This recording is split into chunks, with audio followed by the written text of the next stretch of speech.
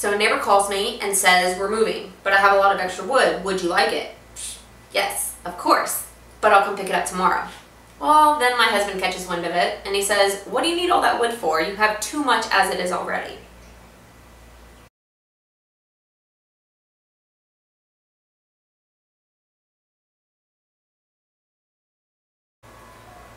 No, that's a ridiculous statement. So I'm going to pick up the wood, but first I'm going to be building me a place to put it.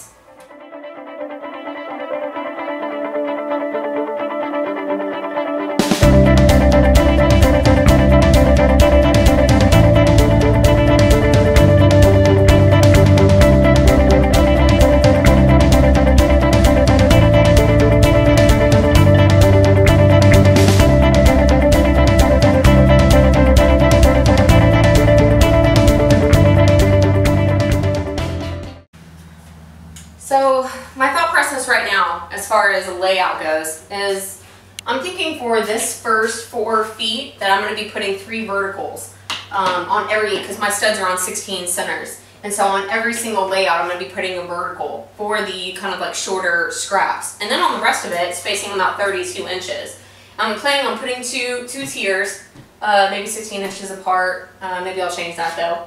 And I'm planning on making the top one maybe about 14 inches and this bottom one 12 inches sticking out. And I'm thinking about only bringing the bottom one to here because I'm thinking that this spot is going to be reserved in the future for my desk collection system. And so leave this clear and then carrying the top one out to that last stud above my hand tools, which falls about right here. So anyways, that's the direction I'm going. Just giving you my train of thought.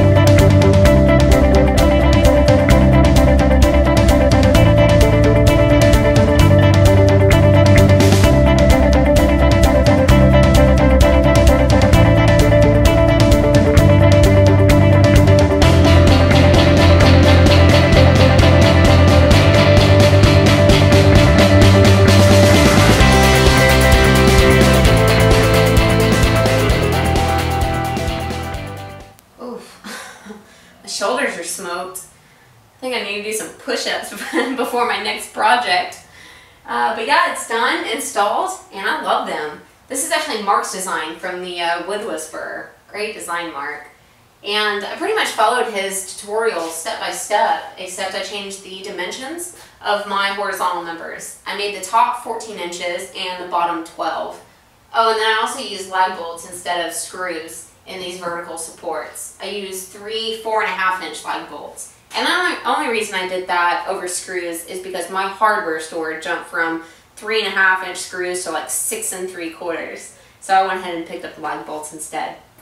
I did not counterbore the heads, and so they are not sitting flush, but I was mindful of where I placed them so that there wouldn't be interference issues whenever I mounted these horizontal supports. So if you do the same, just keep that in mind. And that's it really. I'll be posting a step-by-step tutorial on my blog, so feel free to check that out if you'd like. And I guess the only thing left to do now is load it on some wood.